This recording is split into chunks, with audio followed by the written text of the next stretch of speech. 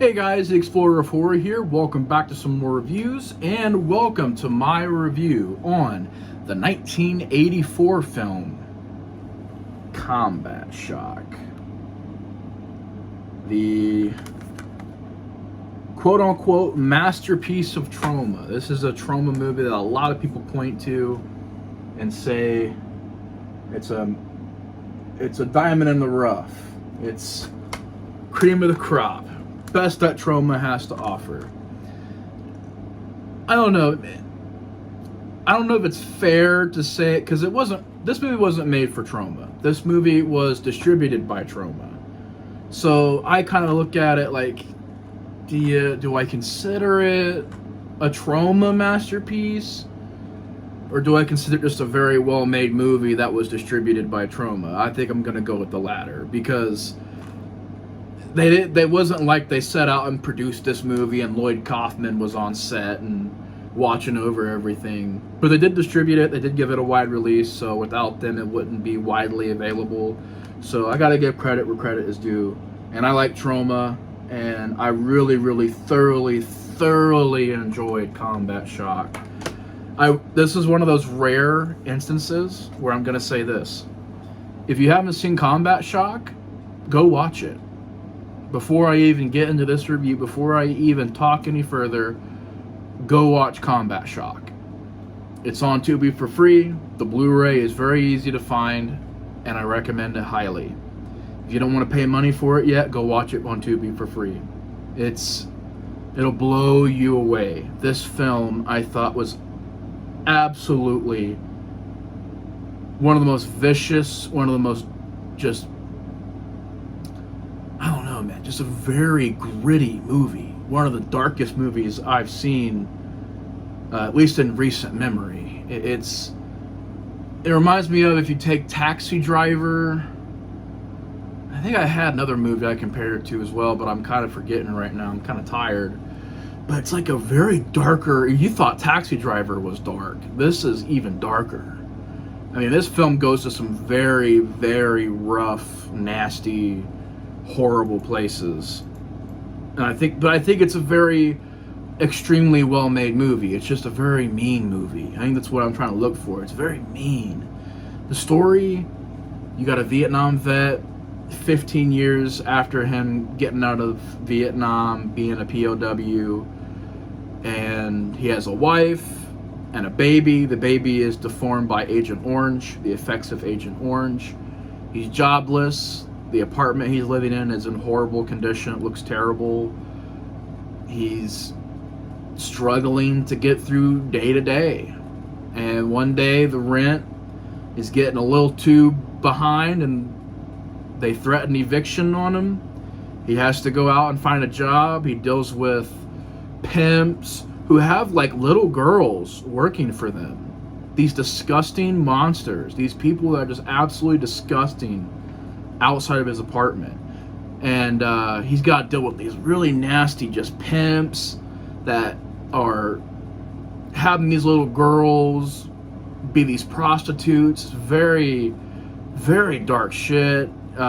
Just people telling him he owes them money. His friend from Vietnam is on heroin, and he just doesn't have a job. He can't find a job. Everywhere he looks around him is filthy and run down, and the whole city is looking really trashy and really run down in real bad shape. And he's just trying to get employed somewhere. He goes to an unemployment or an employment place, like I guess like a temp service. He goes there, finds out we can get you a job. There's no job offers. There's no job openings. He realizes that the only opportunity he has to get money is to ask his father to see if he can get his inheritance or something, an allowance or a grant or something, because his dad's very, very rich. Finds out his dad basically lost all the money. And so now he has to figure out how he's going to get his life back on track. But he's a man pushed to the ledge. He's a man pushed to the limit. And after everything he went through in Vietnam, the things he goes through in one day in this movie breaks him. and he becomes the enemy and the villain of the movie, just like that. Similar to Taxi Driver, similar, but this guy really loses it. He really loses it. And spoiler alert from here on. I mean, this movie gets really dark. Like I said, just you have a baby deformed from Agent Orange in Vietnam. You got these children that he talks to, and he's a very nice guy, walking around wishing people to have a good day. Sits down, talks to this little girl, just talks to her, and finds out this pimp is using her and her mother as prostitutes, and our lead is very disgusted by that and is pissed off for good reason, and just it's a really, really dark scene. But like, he moves on from that. He gets beaten up by people that tell him he owes them money. These people are robbing people, and his friend, who's on heroin real bad, on drugs really, really bad, it hurts him to see his friend like that. Although his friend really isn't a likable character, because you get the idea that he's going to go rape this chick in a subway, so his friend has fallen down bad. And this guy, like I said, he's a nice guy. He's just trying to get by. He's got PTSD, severe PTSD. He's seeing all this disgusting, horrible, awful stuff happening around him. And he's beaten up at a certain point. And then you just get a point where he gets a gun. And then after he gets the gun, he ends up killing people around him.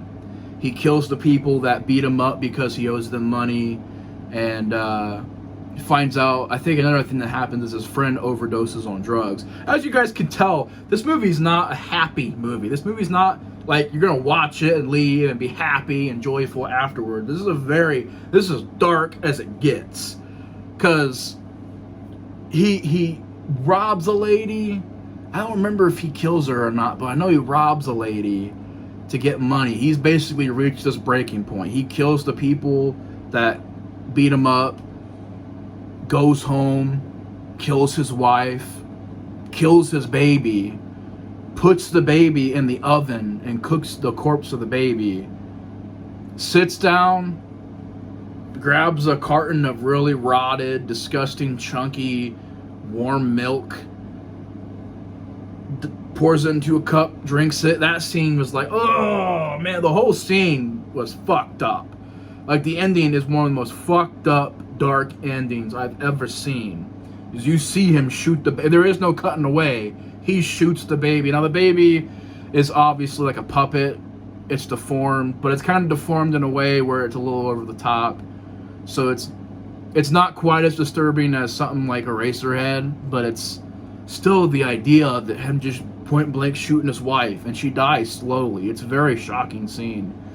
Just shoots her, kills her, shoots his baby. You see the baby cough up. It's just the blood coughing up, and it's just a very dark, heavy scene. And he just puts the baby in the oven, grabs the milk, drinks the milk. The cops are coming in, and so you get this scene right here where he puts the gun to his head, and one of the best looking splatter effects I've seen for like a practical squib, just blows his brains out on the wall. And that's how the movie ends. It's really heavy, and I'm pretty sure people are like, well, why do you like the movie so much? Even though it is heavy and dark, this is a very well made movie. The various locations of the city, all of them look really run down and just gritty and nasty and grimy. It just has a look to it. It's such a trashy, in a good way, in a way that fits the movie, such a nasty looking movie. It's such a mean-spirited movie. But it's the acting, the lead actor, Rick Giovanzo, who's the brother to Buddy Giovanzo, who's the director of this, does a great job acting as our lead. And he wasn't even an actor. He was a singer in a band. And I guess the band did most of the music for this movie. And I watched some of the interviews and some of the features. I don't know why I needed a bonus disc for features. Wasn't really necessary. But there is tons of interviews and behind the scenes stuff. Got to know a little bit about how they made the movie. The stuff in Vietnam was shot in the States, but the way they filmed it looked pretty effective. And just, man, you just feel, you go from feeling really bad for the lead character to hating this lead character. He becomes the villain. It's a movie, and it's a story about a man pushed to the ledge and becoming the enemy. And it shows that any of us, at any time, can become the villain. Anybody can become a villain. It all matters about how far you're pushed. Every person has a breaking point, and this man reaches his breaking point, and there's no going back. And you can tell he's losing his mind because there's a really creepy scene where he turns the TV on, and he's just looking at a blank, like a static TV. But in his mind, and the way they do it is like a zoom in on his eyes, and you're hearing all the flashbacks of Vietnam, and you're seeing these images projected on his face of just his memories and his thoughts. It's very creative. That was extremely creative. And him just freaking out, and you see him being tortured in Vietnam as a POW. Just seeing everything he went through in Nam. People telling him when he got back that they don't believe him. And his father thinks he's dead. Like, his father's like, this isn't my son, you're dead. And he's like, no, I'm not dead. I was a prisoner of war, but I'm back. And they didn't tell everybody that I was alive. So even his father thinks he's dead, doesn't even know he's alive. His friend is strung out on drugs and dies of an overdose. These gangsters are constantly beating him up and telling him that he owes them money, but he has no job. He's being thrown out in the streets. He's just got everything against him in this movie. And this movie, while it is a downer, it is heavy, it is depressing to watch, it's still a movie. This movie cost $40,000 to make. This movie, $40,000. And it is one of the best made trauma movies I've seen. Now, yes, the acting at points can be. If you want to be complacent, you can say certain scenes look cheap, seem cheap. Certain effects look kind of eh. Sometimes the acting is a bit weird. But, like, overall, for a $40,000 movie with a budget like that, it's extremely well made. Which is why I encourage everybody at the beginning of this review to go check it out. It's very well acted. I guess you could call it a horror film, but then again, it's not a solid horror movie. It's a dark, it says here, drama, thriller, war. I wouldn't really call it a war film, because about 10% of it takes place in Vietnam. But, I mean, I know when this movie came out, they really didn't know how to market it. That's why the cover looks like Rambo. Like this cover, I prefer the poster that caught my attention. That was this. That's the poster I seen where I was like, what is that? Like, that is a wicked cover. What is that was the poster where I was like, what the fuck is that movie? This looks like Rambo. It's not a Rambo movie at all. It's not an action movie at all. It's not a happy, entertaining action movie at all. It's a heavy, dark ride on the downslope of the human psyche. You got a guy who's halfway decent at the start of the movie. He survived Vietnam, survived being a POW, jobless. They don't take care of the vets very good in this movie, and he's just doesn't have any assistance or anything. A lot of commentary on just where the economy was at the time, seeing people in lines at the unemployment places that get them jobs, temp jobs and everything, temp services. I don't know why I'm blanking on that, but you just see people lined up waiting to get a job opportunity, and people are homeless, and people are hungry, and people are just in rough shape. The whole city looks like it's run down and in really rough shape. And this movie doesn't have like green screen and CG. It's real shots of the real city, certain bad areas that they filmed in, and it just looks, kind of reminds me of like the atmosphere Street Trash. If you've seen that movie Street Trash, kind of reminds me of the atmosphere from that movie. But Combat Shock, even though it's very dark, very graphic, very violent, and very one of the darkest movies I've seen, having one of the most shocking endings I've ever seen. I still recommend it. I think it's a very important film to watch. I think it's a very well-made movie. It's just all around an extremely well-made film, and I thoroughly thought, well, I don't know if I can say I enjoyed it, but I appreciate it. I appreciate the fact this movie goes to places that a lot of films won't, and it's a very rough, grim story of the human psyche and how people can reach their breaking points, and it's very possible. So overall, I'm going to give Combat Shock, I want to say I gave it a 4 out of 5 or 3 out of 5, 3.5. I can't remember. I'm going to right here say 4 out of 5. 4 out of 5 for Combat Shock. It's, for the very, very low budget, very well made. I appreciate that Trauma gave it a nice Blu-ray release. I appreciate that Trauma distributed it. I know a lot of people, when they seen this back in the day, were traumatized by it, and it was very disturbing and very shocking. I think this is an excellent movie. It's dark, it's cryptic, it's grim, but it's very well made. It's very extremely just well pulled off, and it's a good one. It's dark, it's heavy, but it's a good movie. But anyways, y'all, if y'all seen Combat Shock, definitely let me know your guys' thoughts on it in the comments below.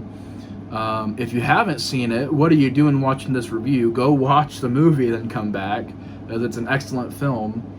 I think it's excellent. It's wonderfully made, and as far as what it is, it's a dark experience. It's very heavy. But anyways, y'all, thank you guys so much for watching the review. Take care, and the Explorer 4 is out. See you guys in the next one. Peace.